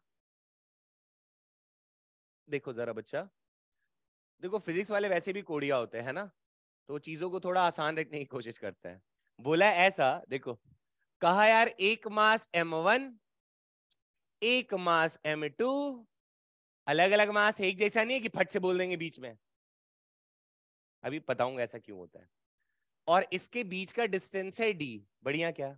और सवाल क्या पूछा, पोजीशन ऑफ सेंटर ऑफ मास, तो पोजीशन में तो हमें कहां से लेना चाहिए, ओरिजिन से। तो अब इसमें तो कहीं कार्टेशियन सिस्टम बनाया नहीं है, तो हमें अपने से बनाना है। तो हम क्यों अपने काम बढ़ाएंगे, हम तो सोचेंगे हमारा काम आसानी से हो ना भाई। तो एक काम करते हैं, जहां पे M1 है वहीं पे क्या मान लेते हैं ओरिजिन, पीछे मान ले तो दर्द होगा पेट में, हमारी मर्जी, पर हम तो आसानी लेके चलेंगे, ठीक है। तो हमने कहा हाँ एक बना दो ऐसे करके, अरे सम भाई, और इधर क्या लिख दिया बच्चा, बढ़िया क्या। तो इसका अब देखो, जब भी हमें एक ही फॉर्मूला पढ़ा है ना अभी तक, तो जब भी मुझे सेंटर ऑफ मास का sorry position of centre of मास का जब भी फॉर्मूला लगाना है, तो मुझे दोनों मासेस का क्या पता होना चाहिए, कोऑर्डिनेट्स। तो सर अगर आपने m1 को ओरिजिन पे ही मान लिया है, तो यहाँ का कोऑर्डिनेट तो 0,0 होगा, यहाँ का कोऑर्डिनेट बोलो d,0, नहीं समझ में आया, अरे दूरी ये है ना। चलो फॉर्मूला बोलो, XCOM इज इक्वल टू बोलो M1 into plus M2 into divided by बोलो M1 प्लस, ये हो गया क्या? सॉल्व करो तो बेटा कितना आ रहा है? M2 into D upon M1 plus M2 आया क्या? ये क्या आया तुम्हारे पास? फिर आया क्या है? एक्स पोजीशन आया है, किसका, कहां से? ध्यान रखना। अब सुनो, अगर मैं अच्छा y भी तो निकालो, बोलो y के लिए क्या लिखो? 0 लिख दूं क्या सीधा? अबे गधो, y दोनों में 0 तो y तो 0 हो गया। तो अब पहली बात, कभी भी दो पार्टिकल सिस्टम होगा तो उनका जो सेंटर ऑफ मास होगा दोनों लाइन को जो ज्वाइन कर रहा होगा उसी के बीच में होगा हमेशा। अगर केवल दो पार्टिकल सिस्टम है, अब तुम भले 2000 केजी को मैं 5 केजी का ही हूं, तो हमारा सेंटर ऑफ हम दोनों के बीच में ही कहीं एग्जिस्ट करेगा ना, वहां थोड़ी कर जाएगा। अबे 3 होंगे तब तो कहीं बीच में आएगा, 2 में तो हमेशा। आई बात समझ में? बढ़िया। अब सुनो, अब मेरी बात थोड़ा ध्यान से देखना और गौर फरमाना। मैं आपसे ये पूछ रहा हूं, अगर मैं आपसे ये कहूं बच्चा कि अच्छा, तो ये आया बेटा x, तो सेंटर ऑफ मास कहीं आएगा, इधर कहीं आएगा? नहीं, यही आएगा ना। इस पॉइंट का मुझे कोऑर्डिनेट पता चल चुका है। इस पॉइंट का कोऑर्डिनेट कहां है? क्या है? M2D M1 plus M2। बढ़िया क्या? अच्छा एक बताओ, ये जो पॉइंट आया है, ये जो point M2D upon M1 plus M2, ये कहां से देख के बता रहे हो? इधर से देख के बोल रहे हो कि इधर से देख के बोल रहे हो? इधर से देख के बोल रहे हो, समझ में आ रहा है क्या? सोच लो। तो ये वाला जो डिस्टेंस है, इसको अगर मैं बिटवा बोलूं कि ये x1 है, x1, ये वही है ना, ये वाला point, that is M2D upon M1 plus M2, यही है ना? समझ पा रहे हो क्या? नहीं बेटा, हम ये जो भी मान लो, अगर ये 3 पॉइंट है, ये सॉल्व करते ये 3 आता, तो तुम यही बोलते ना कि सर ये जो पॉइंट है ना, ये यहां से कितनी दूर पे? 3 पे है। ठीक है, तो अगर मैं आपसे ऐसा पूछ रहा हूं, जरा ध्यान देना कि भाई सेंटर ऑफ मास की पोजीशन बताइए हमें, सेंटर ऑफ मास की पोजीशन बताइए M1 से। कहां से? सवाल समझ में आ रहा है क्या? आपको मुझे यह बताना है कि सेंटर ऑफ मास कहां पे है M1 से। पक्का? या कहां से है, या फिर ऐसे ऐसे पूछ दूं मैं आपसे, distance of centre of mass from M1। ठीक है, तो अगर मैं आपसे पूछता कि M1 से सेंटर ऑफ मास कहां पे, कितनी दूरी पर है, तो ये दूरी कितना बेटा? x1 ही था ना। तो क्या तुम लिख सकते हो कि सर ये x1 होगा M2 into D upon M1 plus M2? ये x1 क्या है? ये डिस्टेंस के लिए लिया है बच्चा मैंने। किसके लिए लिया है? डिस्टेंस, दूरी। किसकी दूरी? सेंटर ऑफ मास की दूरी M1 से। तो क्या मैं ऐसा नहीं पूछ सकता, ये नहीं पूछ सकता, ध्यान देना, छोटी छोटी बातें और जो कंफ्यूज करेंगे। मैं ऐसा भी तो पूछ सकता था, find distance of COM from, बोलो भाई, M2 से बताओ सेंटर ऑफ मास कितने दूर है। तो M2 से जो दूरी है, मान लो बच्चा, उसको मैं कह रहा हूं कि ये यहां से x2 दूरी पर, एकदम ध्यान से मोहब्बत से देखते चलो, x2 दूरी पर मान लो मैंने ऐसा कह दिया, तो ये वाला डिस्टेंस क्या मैं निकाल सकता हूं? यहां से लेकर यहां तक का डिस्टेंस कितना था? d था क्या? सोच लो। और यहां से लेकर यहां तक की दूरी कितनी है? x1 कितना है? M2D अपॉन, बढ़िया क्या? तो अगर मैं आपसे पूछूं कि बेटा x2 क्या होगा, तो मेरे ख्याल से तुम बोलोगे सर d माइनस x1 कर दो। बढ़िया ना? तो d माइनस x1 बेटा कितना आ रहा है? M2 into D upon M1 plus M2। अगर मैं इसको सॉल्व करूं तो देखो तो क्या आ रहा है? dm1 plus dm2 minus M2 into D upon M1 plus M2। अगर आप ध्यान से देखो तो ये वाला कैंसिल हो गया, और रिजल्ट क्या आ गया हमारे पास? dm1 upon M1 plus M2। तो ये तुमने क्या निकाला है? ये तुमने निकाला है x1 क्या था? m1 से सेंटर ऑफ मास की दूरी पकड़े रहना, और जो तुमने x2 निकाला ये क्या है, m2 से सेंटर ऑफ मास की दूरी। तो सर ये क्या था, ये तो हमने सेंटर ऑफ क्या निकाला था, पोजीशन ऑफ सेंटर, और उससे ये सारी कैल। पर इसमें एक बड़ी मस्त चीज आ रखी है, अगर आप ध्यान से देखो तो, देखते देखते ये जो फॉर्मूला आया है, ये दोनों देखो जरा, ये जो x1 आया है, और यहां पे मैं लिख देता हूं x2 को dm1 अपॉन, देखो जब आप फॉर्मूलेस को ना बहुत अच्छी तरह से समझते हो ना, तो आप फिर प्रो हो जाते हो, फिर आपको याद कम करना पड़ता है। देखो जरा, अगर आप इस फॉर्मूले को थोड़ा पहचानो, तो क्या यहाँ पे इसका ये दूरी का पोजीशन से कोई लेना देना टाइप का कुछ दिख रहा है क्या तुम्हें? अरे गधो, यहाँ क्या आ रहा है, डी। डी क्या था, दोनों के बीच की दूरी ना। फिर से ये x2 क्या पोजीशन नहीं है, x2 क्या है, दूरी किसका, सेंटर ऑफ मास का, कहां से, m2 से। और इस फॉर्मूले में तुम्हें कुछ कोऑर्डिनेट्स टाइप की चीजें दिख रही हैं, यहां पे सिर्फ क्या दिख रहा है सर, डी दिख रहा है। डी क्या था, दो मासेस के बीच की दूरी, और बाकी क्या दिख रहा है सर, m1 और m2 दोनों मासेस। मतलब सर इस सिस्टम को उठा के चांद पे लेके जाओ, धरती पे लेके आओ, पानी में डाल दो, कहीं भी लेके जाओ, तो m1 से जो दूरी आई है फॉर्मूले में, और जो m2 से दूरी आई है सेंटर ऑफ मास की, वो तो फिक्स ही रहेगी ना। लॉजिक आया क्या समझ में? और ये मैंने कैसे कंक्लूड किया, फॉर्मूला देखा रे, इसमें कहीं दिख रहा है क्या कि x और y, यहां सिर्फ क्या दिख रहा है, डी। ये फॉर्मूला याद हो गया क्या, देखो तो हुआ, तो थोड़ा देखना। देखो हमने मेहनत कर ली, ठीक है, अब थोड़ा सा कोढ़िया वाला काम करते, ठीक। तो ध्यान देना सर, अभी आपने एक फॉर्मूला सिखाया पोजीशन ऑफ सेंटर ऑफ मास का, उसके बाद हमने अभी एक और फॉर्मूला पढ़ा, वो क्या था, दूरी किसका, सेंटर ऑफ मास का, कहां से, दोनों मासेस के। m1 से कुछ और दूरी होगा, m2 से कुछ और दूरी होगा, उसके लिए हमने फॉर्मूला बनाया। जरा मैं फिर से रिपीट करता हूं, देखो ध्यान से, एक मास m1, एक मास m2, दोनों के बीच में दूरी है d, और इनका बच्चा सेंटर ऑफ मास जो होगा वो कहीं एग्जिस्ट करेगा, और जहां एग्जिस्ट कर रहा है उस सेंटर ऑफ मास की दूरी m1 से, उसको सर आपने x1 बोला, और इसको क्या बोला आपने सर, x2। ठीक है क्या, बरोबर। और x1 का जो फॉर्मूला आया, जरा मुझे बताना क्या आया है, m2d, देखो इधर, m2d upon m1 plus m2, और x2 का क्या आया है, m1d upon m1 plus m2। ये दो फॉर्मूले छप गए क्या दिमाग में, ठीक। अब देखो मैं तो कहूंगा तुम्हें याद करने की जरूरत नहीं है, तुम बस बोलो अल्टी पल्टी और खत्म करो कहानी। क्या बोलना है, मतलब सर इधर देखो, मान लो हमने लिखा 4 kg, बढ़िया, और हमने लिखा, जो हमने अभी तक मेहनत करी है ना, उसमें मेहनत नहीं करना है, पहले यही बता देते क्यों मेहनत करवा रहे हो, 4 kg 5 kg, ठीक, ठीक है रे। मैंने कहा कि यहाँ कहीं सेंटर ऑफ मास है, कहीं होगा, हमें नहीं पता, तो हमने कहा यहाँ से दूरी कितनी होगी, x1, यहाँ से दूरी कितनी होगी, तो जब तुम्हें x1 निकालना है, किसको निकालना है, तो पकड़ो इसको, भूल जाओ, इसको उठाओ, तो क्या लिख दो, 5, दोनों के बीच की दूरी मान लो अगर आपको दी हुई है 10 मीटर, तो यहाँ क्या लिख दो, 5 इंटू, और 4 + 5 कितना, 9, खत्म।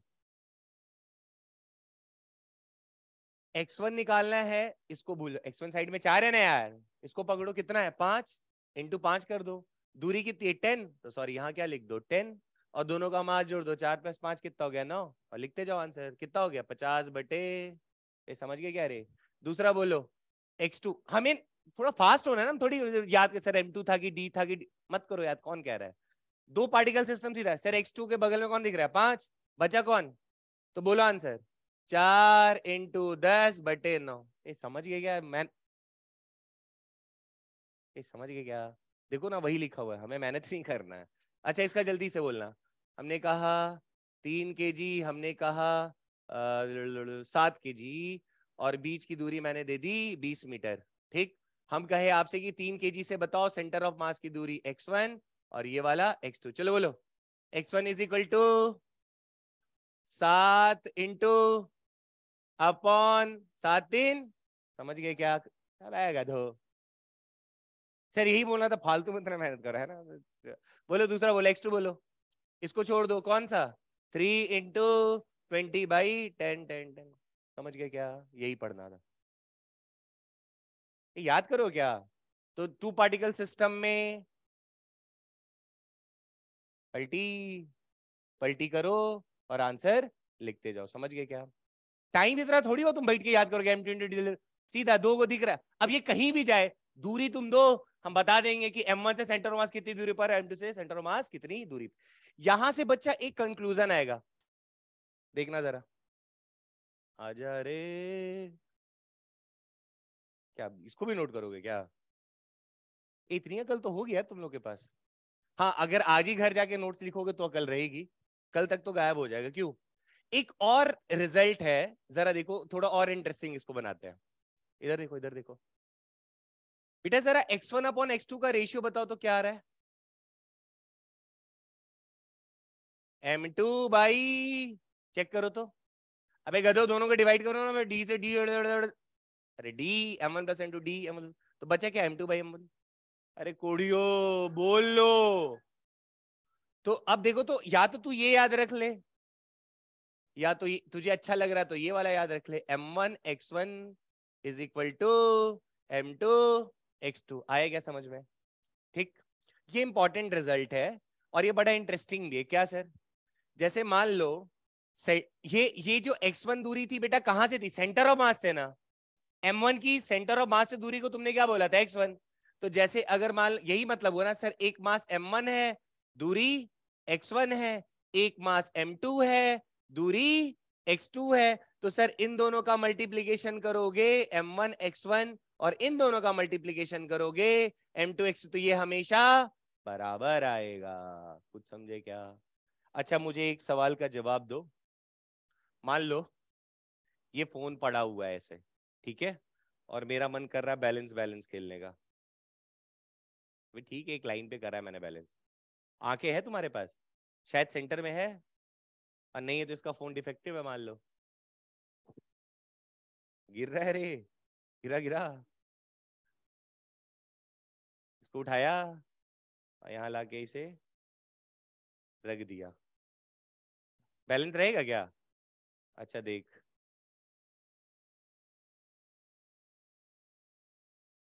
अभी भी कहाँ है? सेंटर पे ही है क्या मेरी उंगली? किधर शिफ्ट हुई है? इधर, जिधर मास, तो जिधर मास ज्यादा होगा सेंटर ऑफ मास उसकी तरफ। अरे, नहीं दिखा? दिख रहा है क्या? अरे किस, पक्का? अच्छा, तुम लोगों ने वो वाला देखा? अच्छा, आधारशिला का कोई नहीं है ना? वहां पे साइंस पार्क करके है। अच्छा, यूट्यूब पे देख रहा है ना, उसमें आपको दिखेगा ऐसे ढलान सा रहेगा, और उस पे चलो मैं लिंक भेजूंगा। वहां पे आप लोगों को सेंटर ऑफ मास का कॉन्सेप्ट थोड़ा और अच्छा समझ में आएगा। ठीक है, देखो, तो जिधर की तरफ बच्चा मास ज्यादा, उधर की तरफ सेंटर ऑफ मास शिफ्ट कर जाएगा। और वैसे हमें ये इक्वेशन भी यही बात बता रहा है, देखो तो। खत्म, देखो। अरे इक्वेशन भी तो यही बात बता रहा है। नहीं, बाउंसर खत्म। देखो रे भाई साहब, M1 × x1 बराबर M2 × x2 इक्वल टू कुछ कांस्टेंट K होगा। अरे बोलो भाई, तो क्या M1 × x1 ये कुछ कांस्टेंट होगा ना? तो गधो, जरा देख के बताओ, x1 जो होगा क्या वो इनवर्सली प्रोपोर्शनल टू M1 होगा? मास घटाओगे तो दूरी बढ़ जाएगा। क्योंकि देखो ना, कॉन्सेप्ट क्या, देखो, इसका मास इंटू इनका, इसका दूरी, और इसका मास इंटू इसका दूरी। तो अगर तुम बेटा ये वाला दूरी को कम करोगे तो इसके बराबर कैसे होगा? मास बढ़ा दो। अरे ये 2 है, ये 4 है, 2 चौके, आंसर 8 ही चाहिए। तो तुम अगर इसको, अगर मान लो 4 को कम कर दोगे 2, तो 8 आंसर आ जाएगा क्या? तो अगर 4 को करोगे 2 तो इसको कितना करना पड़ेगा? तब तो 8 आएगा ना यार। लॉजिक है क्या? ठीक है। तो हमारा यहां तक का जंग था मेरे ख्याल से सबको। पोजीशन ऑफ सेंटर ऑफ मास और सेंटर ऑफ मास अलग चीजें, एक ही है। जब पोजीशन लिख दिया तो दिमाग में फट से स्ट्राइक करना चाहिए, टू पार्टिकल सिस्टम फट से हो जाएगा। तो एक टुच्चा सा सवाल का आंसर दो, दे पाओगे? तो अभी तक मैंने तुमसे कितने रिजल्ट याद करवाए, जल्दी बोलो, तो बोलो। एक कौन सा बड़ा, position of centre of mass, easy था, m1 x1 m, बोलो। हाँ सर नहीं, m2 x2 plus m3 x3 divided by वो कर दिया। दूसरा बोलो, position of centre of mass from m1, position of centre of mass from, उसमें क्या कर देना है बस। तीसरा बोलो, m1 x1 m2 x2, जैसे जैसे चैप्टर रहेगा ऐसे रिपीट करते जाऊंगा, तुम भी घर में जाके अपने आप को 4 बार रिपीट और कर लेना, तो दोबारा पढ़ना नहीं पड़ेगा, समझ गए क्या? और शीट अगर आप अब तक नहीं बनाते हो तो आज जाना उस ड्राइंग पेपर में सेंटर में रखना, सेंटर ऑफ मास, ऊपर एक एरो मारना और आज ही जाके लिखना सर ने 3 बातें बताई हैं। कल क्लास होगा फिर एक एरो और ऐड कर देना, फिर बातें लिख देना, तो चैप्टर खत्म होते होते तक तुम्हारा वो शीट तैयार हो जाएगा, समझ गए क्या? और फिर उसका एक फोटो कॉपी कराओ छोटे साइज में, स्टडी टेबल पे चैप्टर खत्म होने से पकड़ के चेप दो, तो सुबह या तो जो शीशा है ना तुम्हारे घर का, अब इसमें शक्ल देख के तैयार होके आते हो, तो शीशे के जस्ट बगल में लगा देना, क्योंकि तुम कुछ देखो चाहे ना देखो, कुछ शीशा तो जरूरी देखते होगे कि मैं कैसी लग रही हूँ, लग रहा हूँ, है ना? तो उसी के बगल में चिपका दो एक ठो, क्यों बे, इसी बहाने देख तो लेंगे। बोले सर हमारा ध्यान बहुत अच्छा, हमारा सारा ध्यान एकदम सामने ही रहेगा उस टाइम पे, बगल बगल नहीं जाता है। चलो देखो, एक छोटा सा सवाल। ये अभी बच्चा कोलिजन खत्म नहीं हुआ है ना, अभी कोलिजन अभी पूरा खत्म नहीं हुआ है, अभी सेंटर ऑफ मास पढ़ के कुछ ऐसे सवाल याद है, पुली पुली वाला पढ़ते थे, उसको हमने दो तरीके तो ऑलरेडी सीख चुके थे, एक एफबीडी से बनाना, डब्ल्यूईटी में बनाना सीखे थे, अब सीयूएम से बनाना सीखेंगे, ठीक है? अरे देखो यही तो आनंद है ना, अब एक चीज है सब जगह लगाना है। आ जाओ देखो, एक सवाल है, अरे मान लो बच्चा, एक मास m1, बीच में दूरी d, नहीं अच्छा नहीं लग रहा, हाँ, एक मास m1 एक मास m2, और आंसर फट से बोलना। और हमने कहा कि इसका सेंटर ऑफ मास किसी कैपिटल x1 डिस्टेंस पर है, ठीक है? मतलब सेंटर ऑफ मास m1 से x1 दूरी पर है और m2 से x2 दूरी पर है, फट से आंसर बोलना। अब मैंने कहा कि मैं इस m1 को ना इधर पकड़ के थोड़ा डिस्प्लेस कर दिया y तक, उठा के डिस्प्लेस कर दिया y तक, मैंने किया ऐसा, तो मैं आपसे पूछ रहा हूं कि find how much m2 is moved, show that बोलते क्या, नहीं so that, so that so that center of mass will remain as it is, बनेगा ना? क्या लिखूं? एज इट इज लिख सकता हूँ ना, जो पहले था अभी भी उतना रहे, as it is, as it is. सवाल समझे? अबे छोड़ना, इधर पढ़, एक m1 था एक m2 था, सेंटर ऑफ मास x1 दूरी पर है, और m2 से सेंटर ऑफ मास में यहाँ पे कौन है बच्चा, सेंटर ऑफ मास, ठीक है क्या? अब मैं तुमसे ऐसा पूछ रहा हूं कि मान लो m1 को अगर y घिसकाए हैं तो m2 को कितना खिसकाया जाए, ये y गिवन है ना, m2 को अगर अगर मैं m1 को इतना खिसका रहा हूं तो m2 को कितना खिसकाया जाए कि सेंटर ऑफ मास अभी भी वहीं रहे, तो क्या करना चाहिए? हाँ, क्या करना चाहिए? अरे ये मान लो इसको इधर उठा के कुछ इधर कर दिया, अरे y2 ले लो, इसको इसको क्या ले लो, निकालना क्या है, सेंटर मास अभी भी वही है क्या? नहीं, अरे सेंटर ऑफ मास अभी भी वही है ना यार, पहले सेंटर ऑफ मास कहां पे था? पहले भी यही था, बाद में भी यही है, तो अगर पहले यहां था तो क्या तुम ऐसा लिख सकते थे m1 into x1 is equal to m2 into x2, नहीं आया, अब इसीलिए पढ़ाए थे। बाद में तुम क्या बोल रहे हो, सर इसको खिसका दिया पीछे, तो अब यहां से नया दूरी कितना हो गया बोलो, x1 प्लस वाई, तो क्या लिख सकते बोलो जरा, m1 into x1 plus y1, अरे आया क्या? और इसको कितना खिसका दियो, तो इसके लिए क्या लिखू बोलो,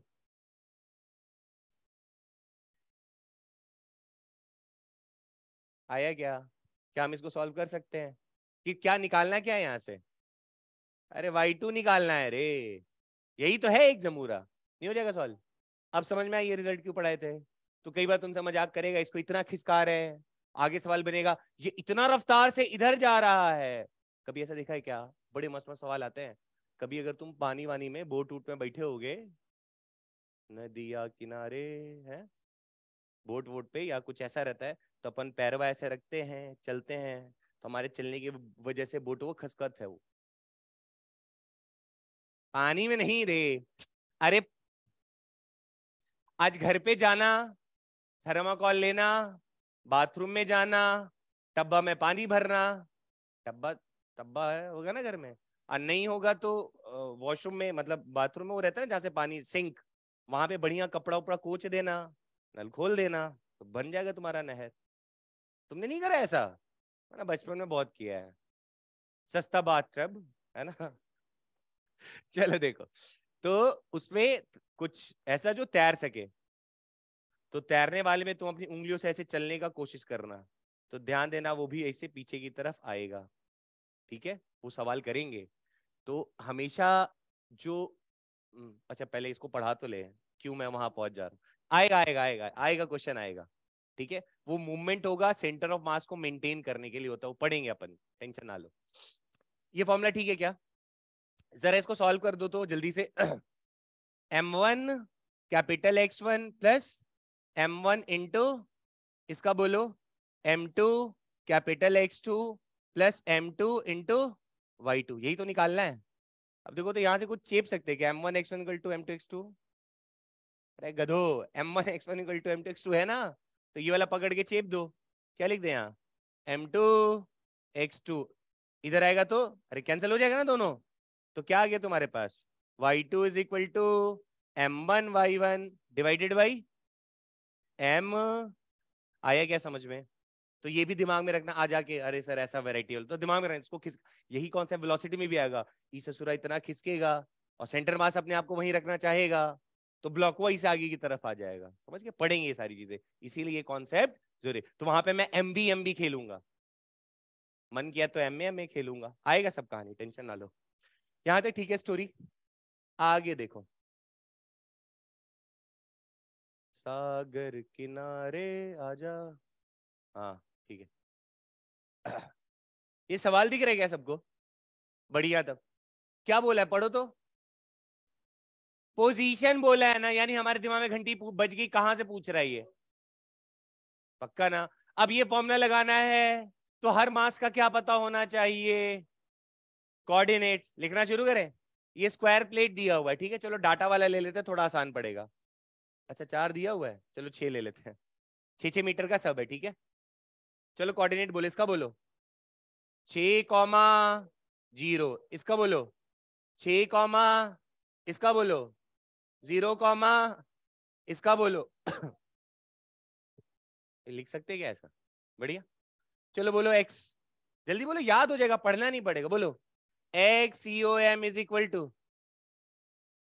कितना है मास? m इंटू 0 प्लस उधर से बोलो 4m इंटू 6 प्लस इधर बोलो, अच्छा x था, sorry sorry sorry sorry sorry, देखो 4m इंटू 0, इधर बोलो 6 इंटू 3m, और इधर भी है प्लस 2m इंटू, दिखा क्या?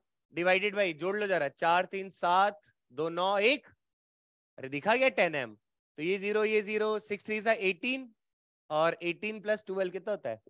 30, मैं सही तो बोल रहा हूँ, 18 और 12 कितना हो गया? 30m डिवाइडेड बाई कितना है इसका एक्स कोऑर्डिनेट, बढ़िया गया। वाई बोलो, यही बोलते रहा करो, चैप्टर तो यही खत्म हो जाएगा, बोलो 0 प्लस 6 इंटू, दिखा क्या? 6 इंटू, आगे बोलो 0 डिवाइडेड बाई, आंसर कितना आया? 24 और 18 कितना? 52, मैं तुक्का ही लगा रहा था वैसे, 42, तो यहाँ क्या लिख दूं बोलो? 42m बाई 10m, कटा कटा कितना आ गया? 4.5, ये था आम तरीका। नहीं नहीं, हर जगह थोड़ी लगता है रे, पर फिर भी वैसे ही थोड़ा मजे करने के लिए कर सकते हैं। कई बार आसान भी पड़ता है, कई बार भारी भी पड़ जाता है, ठीक है। पर हमें तो तरीके पता होना चाहिए, बाकी देखते रहेंगे, जहां लगेगा लगाएंगे, नहीं लगेगा नहीं लगाएंगे। कहीं सिमेट्री को तो देख के आंसर बता देंगे, पूरा सॉल्व नहीं करना पड़ेगा, इसलिए बता रहा हूं। तो भैया जी एक बात बताओ, आप थोड़ा जुगाड़ से करते हैं सॉल्व, ठीक है क्या? यहाँ क्या लिखा हुआ है? क्या ये सिमेट्रिक टाइप का दिख रहा है क्या? स्क्वायर जैसा है, बढ़िया। तो इन दोनों के बीचों बीच होगा। वारे गधो, 4 है मैं 3 है, मैं कहां से बीचों बीच? खत्म हो गया रे तुम लोग। यार कैसी बात कर रहे हो? ए भाई 4 है मेरे, इधर 3 है, मैं तो बीचों बीच आ जाएगा। अरे शुक्र है। चलो थोड़ा क्या होगा रे तुम लोग का, कुछ भी मतलब है। चलो देखते हैं, थोड़ा दिमाग लगाते हैं, कुछ अलग करने की कोशिश करते हैं, क्या पता हो जाए, क्या पता ना हो। यहाँ वैसे सम्मान पूर्वक दिख नहीं रहा है मेरे को, 3 2 5 4 3, अच्छा नहीं लग रहा, पर फिर भी करते हैं, देखो कैसे करें। अरे ये है तो उस पर ली ना, नहीं समझे? अरे इसके उधर सिमेट्री, सिमेट्री समझ रहे हो क्या? पर नहीं है, देखो उधर 3 है, में उधर 4 है, में यहाँ नहीं बन पा रहा है यार, रुको। पर आ जाएगा क्या, रुको रुको। अरे रुक रे, अगर होगा तो कर डालेंगे। अरे है ही नहीं, बड़े नाइंसाफी वाली जिंदगी होगी ये तो।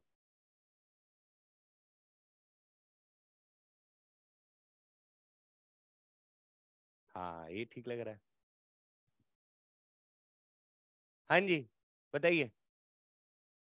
आंसर रे, पढ़ो, बिना सॉल्व किए, बुद्धि से। तेरे साथ, जल्दी बताओ भाई। देख एक तो अपने पास टुच्चा सा तरीका है, क्यों भाई? नहीं है, ये खुद दिया था क्या इधर? 1 मीटर का है, तो ये भी कितना होगा, ये तो अपन निकाल चुके थे ना यार। कितना कितना आया था, cos 61/2, और क्या आया था बच्चा, √3/2, याद है क्या? तो एक तो है कि कोऑर्डिनेट। अरे अम्मा ने, मैं कह रहा कुछ और सोचो।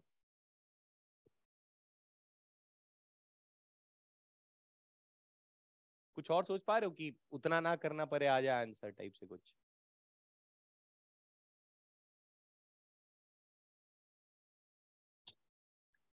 इधर देख, यहाँ कितना है, यहाँ कितना है, 100 और 50 कितना होता है, और ऊपर कितना है? क्या तुम्हें लग रहा है ऊपर नीचे बैलेंस है? अरे थोड़ा थोड़ा क्या था, इधर 50, इधर, अरे 50 और 150 दिख रहे क्या?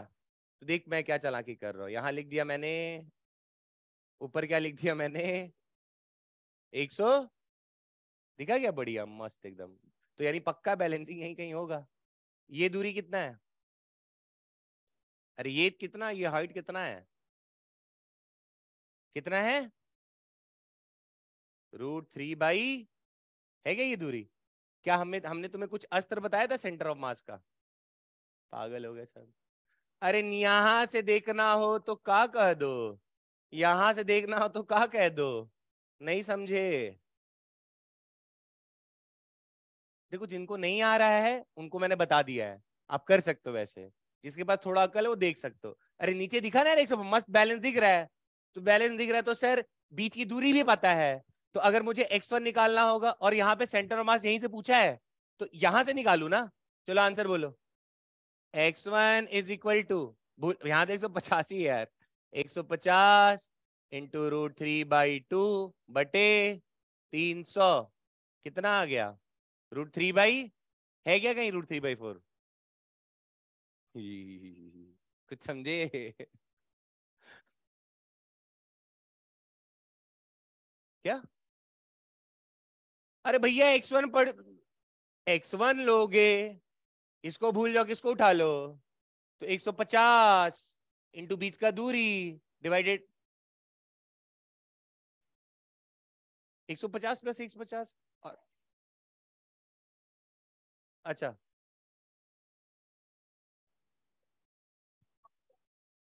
अरे गधो, सिमेट्री है इस फिगर में, इसी लाइन पे आएगा ना, एक्स पे कहां से आ जाएगा? सॉरी मैंने, हाँ देखा मैंने, हाँ। अरे बेटा इसी लाइन पे आएगा ना ये भाई, यार थोड़ा पकड़ो ना बे।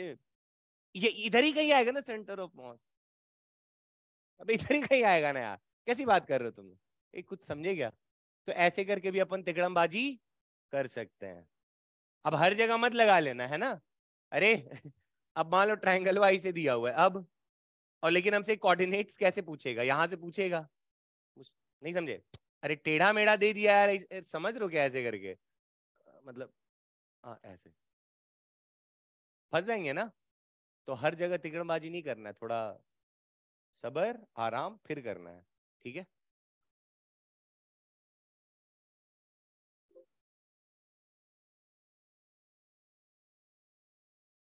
हाँ हाँ, क्यों नहीं कर सकता है? आओ करते हैं, आ जाओ आ जाओ। चलो चलो चलो, आजा। अरे देखो, इससे लगाते हैं। देख सेंटर ऑफ मास का एक्स और वाई कोऑर्डिनेट आएगा। हाँ ठीक है, ऐसे हाथ रखो। अरे इधर और इधर। अरे रुको ना भाई, ये 4 और ये कितना हो गया? तो ऊपर कितना? 7m, नीचे कितना? 3m ही होगा ना। दूरी कितनी है? 6, दिखा क्या? तो अब मुझे क्या बताना है? ये इसमें तो वाई आएगा ना, इसमें वाई आएगा। तो वाई देखना है तो इसको कह दूं क्या, ये वाला? अरे y1 ले लो, y1 y2। चलो बोलो y1 कितना आएगा? यहां से बताना है ना आंसर। ये है ना बेटा, पकड़ना यहां से बताना है, ऊपर से नहीं बताना है। तो इसको भूल जाओ, क्या लिख दो यहाँ? 7 × 6 कितना आया? कुछ हवा लगा क्या? अरे बच गए ना यार, ये इसको तो लोग सॉल्व भी नहीं करते, ऐसे पकड़ते हैं। अच्छा 4 3 7, नीचे 3। इसको भूल जाओ, यहां से देखना है। तो 7 बीच का दूरी 6 और मास कितना 10 लिख दिया, ये क्या है ये? और इसके लिए बोलो, एक्स इस पे आएगा। इधर कितना है बोलो? 4 1, ये दिखा क्या बच्चों? 5m। इधर बोलो। अच्छा गलत कर दिया, 5m। अच्छा ठीक है भाई, जान लोगे क्या? 5m, और इधर भी। ये तो इसमें तो मेहनत कर रहे, बीचों बीच होगा रे। कितने पे? देखो आया भी 3 था। कुछ समझ रहे हो क्या, खेल पाओगे? चलो।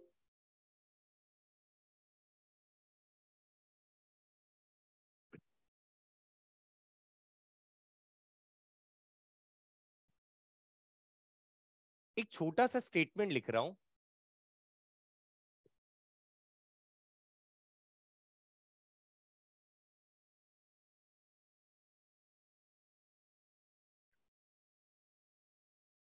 अरे कहीं लिखा हुआ नहीं है क्या अंग्रेजी में?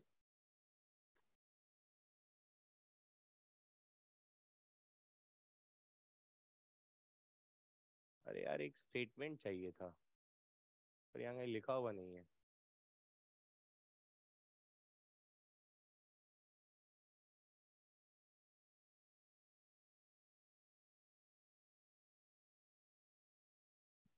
अच्छा ये एक छोटी सी बात, इसको जरा देख लो बच्चों। In a in a symmetric system, if mass distribution is uniform, समझते हो? और कहीं मोटा पतला नहीं रहे, सब एक जैसा है ना। Then COM lies at a geometrical centre. जैसे अगर मैं आपसे कहूं कि एक रॉड है यूनिफॉर्म मास का, और लेंथ है इसका बेटा एल, तो क्या तुम फट से बोल दोगे कि इसका जो सेंटर ऑफ मास होगा सर L/2 पे होगा? इतना अकल है। एक स्क्वायर है, कहाँ पे होगा बे? ज्योमेट्रिकल सेंटर्स का कैसे निकालोगे? अबे डायगोनल ड्रॉ करोगे, डायगोनल जहां इंटरसेक्ट करे तो ये दूरी निकाल पाओगे? अगर स्क्वायर है, साइड ए है, तो इसका स्वयं कहाँ पे होगा बताओ? A/2 कॉमा, ये भी नहीं आता है गधो, ये ए था। A/2, A/2 क्लियर है। उसी तरह अगर ऐसा बना दो तो देखो, आपको ना सिमेट्री ढूंढनी है। सिमेट्री ढूंढनी मतलब आपको एक ऐसा लाइन ड्रॉ करना है ना जो इसको दो इक्वल पार्ट में बांट कर दे। समझे क्या रे? ऐसे कर दिया, इधर कहीं होगा। अब इसका मत पूछ लेना मेरे से। अरे इससे लाइन ड्रॉ का सिमेट्री बन रहा है ना यार, ऐसे करके बन जाता होता। ठीक है। जैसे ना ऐसी भी कहानियां बनती है। ओह, इसका कहाँ लाई करेगा, कुछ बता पाओगे? सेंटर ऑफ मास बेटा वहां लाई करेगा जो इसको सिमेट्रिकली दो पार्ट में बांट के उसी लाइन पे ही लाइन लाई करेगा। नहीं समझे? इसी पे कहीं लाई करेगा, कहाँ करेगा वो देख लेंगे। सर ऐसे काट दे तो? नहीं रे, सिमेट्री नहीं दिख, सिमेट्री समझ पा रहे हो? अच्छा ऐसा हो तो?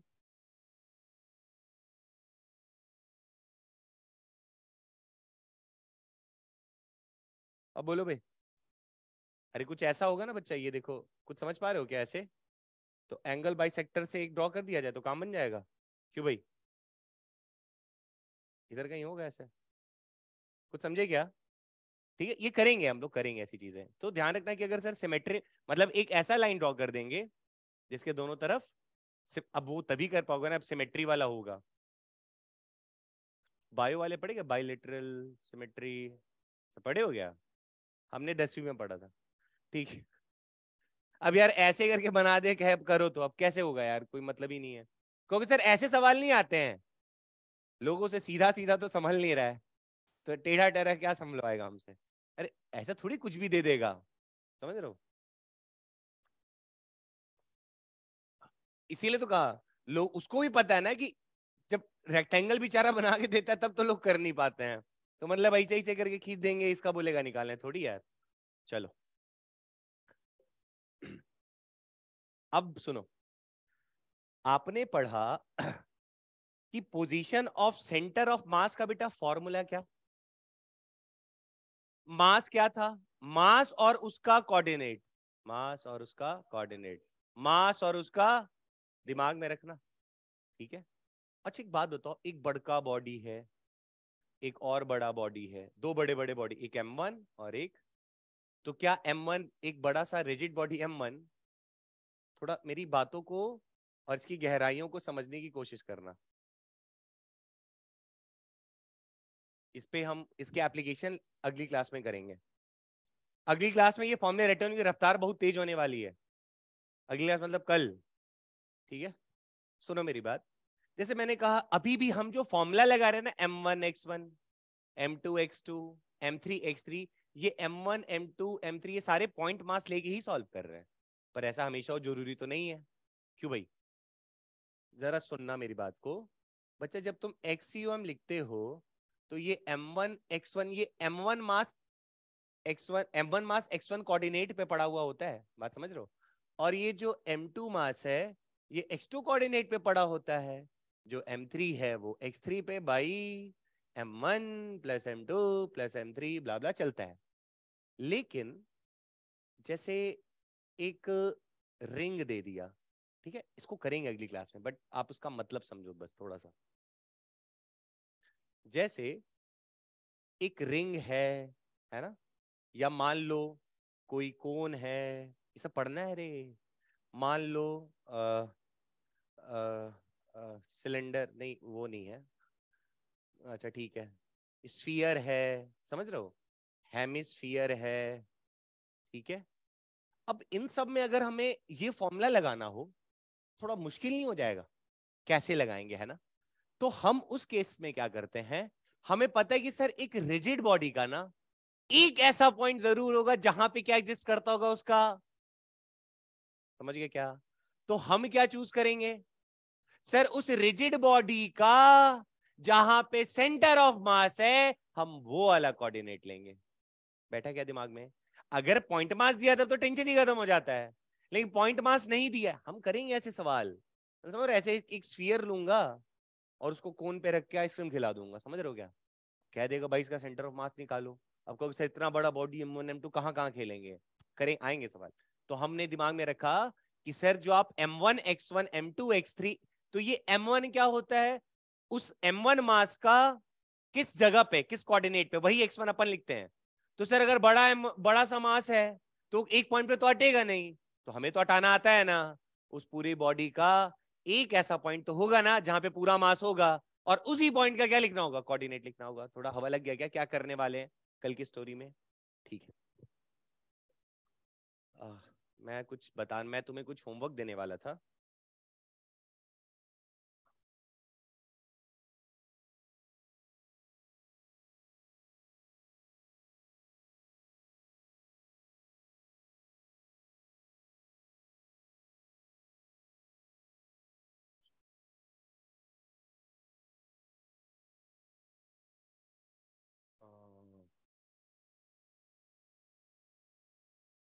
पानी अच्छा है ना।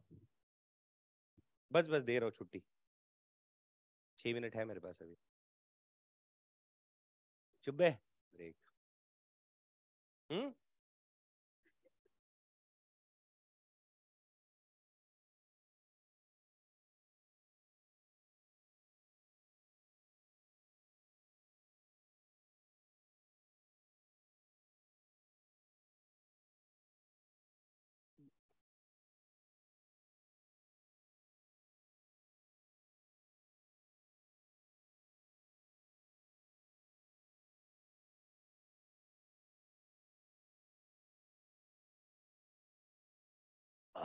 चलो, एक छोटा सा होमवर्क है जो कल सबके मुंह से सुनूंगा, ठीक है? क्या था यार?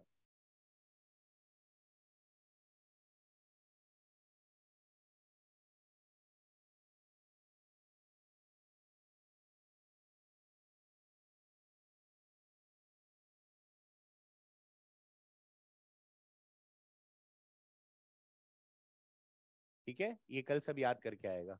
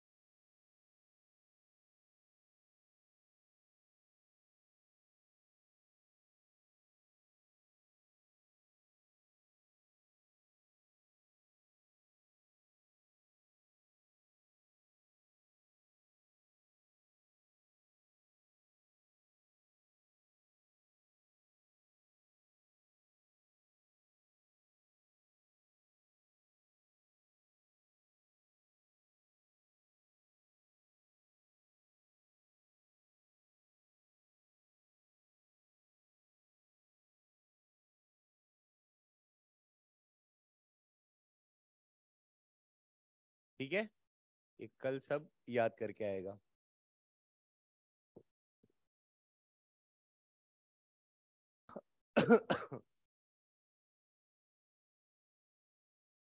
ये कल याद करके आओगे, ठीक है? बाकी फिर देखेंगे।